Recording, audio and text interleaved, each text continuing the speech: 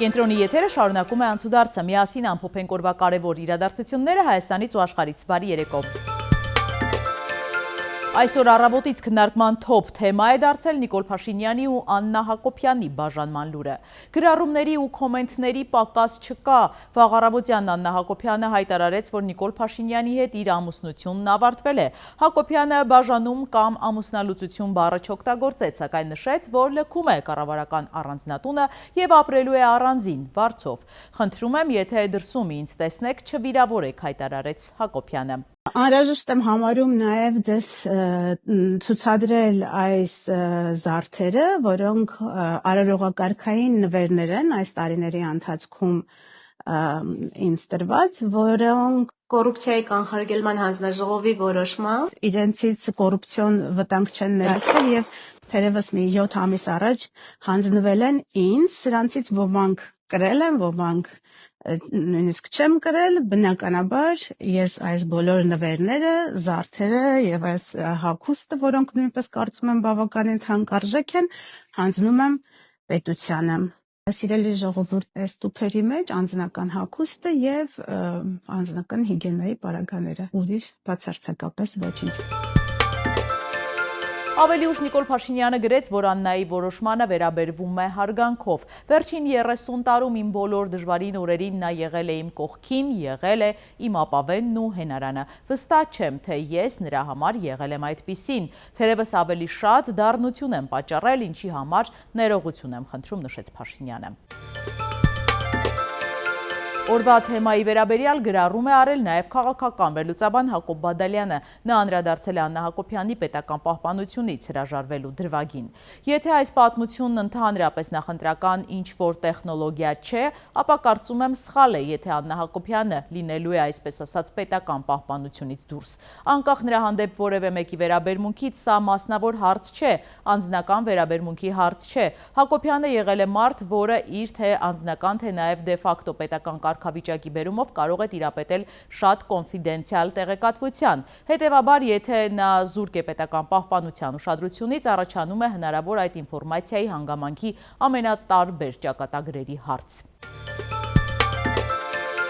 Գևորգ Պապոյանը խորհրդարանում հրաժարվել է պատասխանել Նիկոլ Փաշինյանի ու Աննա Հակոբյանի բաժանման հարցին։ Ձեզ համար անակնկալ էր առավոտյան Աննա Հակոբյանի հայտարարությունը։ Հարգելի գործընկերներ, ես այդպիսի հարցեր չեմ պատասխանում։ Բայց ամեն դեպքում Եթե հարցը դրա մասին է լինելու, ես գնամ։ Ես հարգելի գործընկերներ, ես գիտություն ունեմ Հայաստանի Հանրապետության էկոնոմիկայի նախարարն եմ եւ քաղաքացիական պայմանագիր կուսակցության վարչության նախագահի տեղակալը վարչության անդամ։ Քրական վարույթ կարող են նույնիսկ նախաձեռնվել։ Հարգելի գործընկերներ, եթե անձնական հարցեր պետք է քննարկեք որևէ անձի վերաբերյալ, ես գնամ։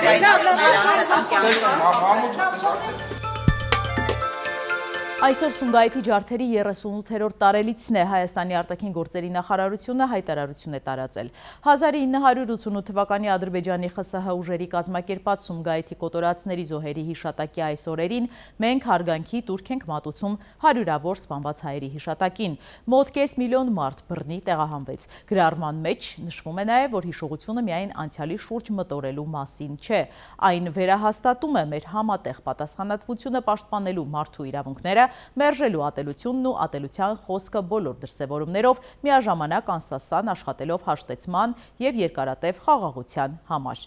Իսկ Հայաստանում ԱՄՆ դեսպանության Facebook-յան էջում գրված է. այսօր մենք միանում ենք հայերին սգալով եւ տուրք մատուցելով 1988 թվականի Սումգայիթում զոհ գնացածների հիշատակին։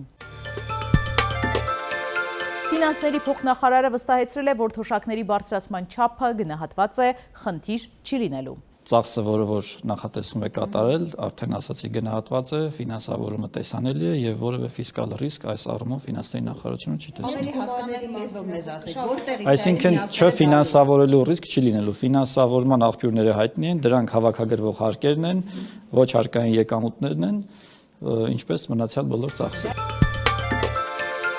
Մինչև 1 միլիոն դրամ փոխանցումները հայտարարագրման ենթակա չեն։ Ֆինանսների նախարարության, եկամուտների քաղաքականության եւ հարկային վարչարարության մեթոդաբանության բաժնի պետն է ներկայացրել փոփոխությունը։ Երբ խոսում ենք 1 միլիոն դրամի մասին, դա միանվագ գործարքներն են, եթե 1 միլիոն դրամը գերազանցում է, դա նշանակում է, որ այդ եկամուտները հայտարարագրման ենթակա են, այսինքն այն ավելի փոքր դեպքերը, որ հաճախ մեր պրակտիկայում տեղի են ունենում ֆիզիկականանց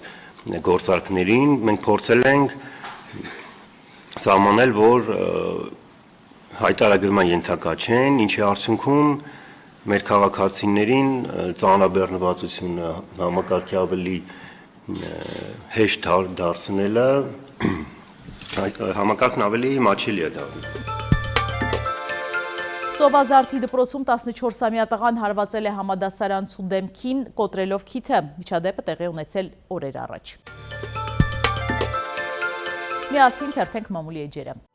Հրապարակը գրում է, չնայած ՔՊ-ում մտադիր էին ազգային փոքրամասնության ասորի եւ քուրդ ներկայացուցիչներին փոխել, խոսքն Արսեն Միխայլովի եւ 80-ամյա Կնյազ Հասանովի մասին է, սակայն երկար փնտրտուքից հետո կանգ են առել նույն անձանց վրա, քանի որ նշված համայնքներում իշխանության գաղափարները կիսող խելքը գլխին երկրորդ մարդ չեն գտել։ Այսպիսով կարելի ասել, արդեն պատրաստ է ՔՊ-ի նախընտրական ցուցակի երկրորդ մասը, որը կազմվում է ազգային փոքրամասնություններից։ Եզդիական համայնքից կրկին ընտրվել է Ռուստամ Բաքոյանը, ռուսական համայնքից Ալեքսեյ Սանդիկովը, քրդերից Կնյազ Հասանովը, իսկ ասորիներից Արսեն Միխայլովը։ Ըստ օրենքի ամենաշատ ձայն ստացած ուժին բաժին է հասնում թվով ամենամեծ եզդիական համայնքի ներկայացուցիչը, իսկ եթե այդ ուժի մանդատները կրկնակի ավելի են, նաև ռուսական համայնքի, իսկ եթե ունի սահմանադրական մեծամասնություն, ապա 3-ն էլ։ Նույն աղբյուրը գրում է, թոշակները 10,000 դրամով բարձրացնելու Նիկոլ Փաշինյանի անսպասելի աչքալուսանքը խուճապ է առաջացրել ՔՊ-ում։ Մի քանի օր է կուլիսներում քննարկում են, թե ուրեմն վիճակն այնքան վատ է, որ Փաշինյանը որոշել է ինքն իրեն դեմ գնալ եւ շաբաթներ առաջ իր ասածը հերքել, գնալ Միքայլի, որի անհրաժեշտությունը չէր տեսնում այդ ժամանակ։ Չնայած կուսակցական փակ հավաքների ժամանակ Փաշինյանը ՔՊ-ականներին դուխ է տալիս, որ 60+-ի համար ենք պայքարում, բայց ՔՊ-ում բոլորը հասկացել են, որ եթե Փաշինյանի խփած տոկոսներն իրականությանը մի քիչ մոտ լինեին, ինքն իրեն այսօր ծաղրի առարկա չէր դարձնի, ինքզինքը հակասելով ու մի ամիս առաջվա իր ասածներին դեմ գնալով։ Իդեպ ՔՊ-ում չեն բացառում, որ եթե իրավիճակը նման քայլերով չփոխվի հօգուտ իրենց, մի վերջին վարիանտ ուժային մեթոդներով խաղից դուրս կհանեն որոշ ընդդիմադիրների։ Չնայած այստեղ էլ նոր վտանգներ կարող են ծագել։ Սանկտ Պետերբուրգում անցորդները փրկել են 1.5 տարեկան երեխային, որն ընկել է 10-րդ հարկի պատուհանից։ Նրանք փոքրիկին բռնել են բաճկոնով։ Երեխան հոսպիտալացվել է, վիճակը գնահատվում է միջին ծանրության։ Ծնողներն այդ ժամանակ եղել են հարևանի տանը, նրան թողել են 18-ամյա եղբոր հետ։ Երեխային փրկած հավաքարարները պարգևատրվել են։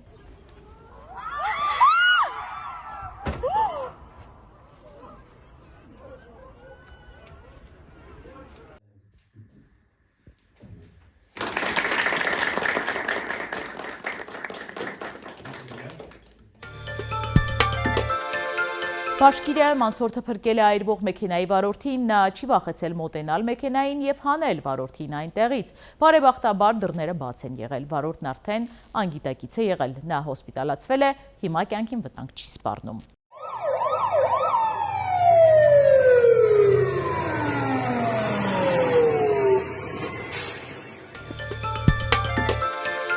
Ամերիկացին կարողացել է նույն մեքենան վաճառել 8 անգամ, նրան 98 տարվա ազատազրկում է սպառնում։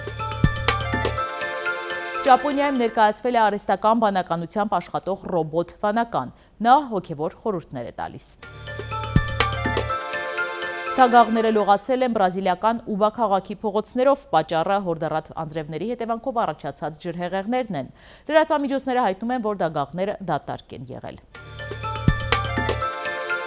Բալիում ջրհեղեղների հետևանքով օձերը լքել են ցածրադիր բնակավայրերը, կենդանիները չոր ապաստան են փնտրում։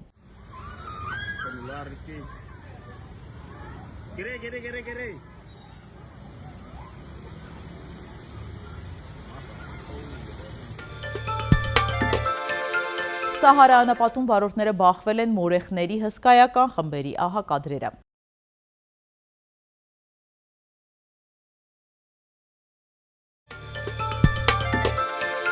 Եվ եղանակ առաջիկա օրերին հանրապետությունում տեղումները առատ, ձյան, առանձին հովտային շրջաններում ձնախառն անձրևի տեսքով են։ Ճանապարհներին բուք է ցածր տեսանելիություն։ Այսօր փակվել է Հայաստան-Իրան միջպետական ճանապարհը, ջերմաստիճանը մինչև 12-ին կնվազի։ Հետևեք անցուդարձին ամեն երեկո, կհանդիպենք երեքշաբթի նույն ժամին։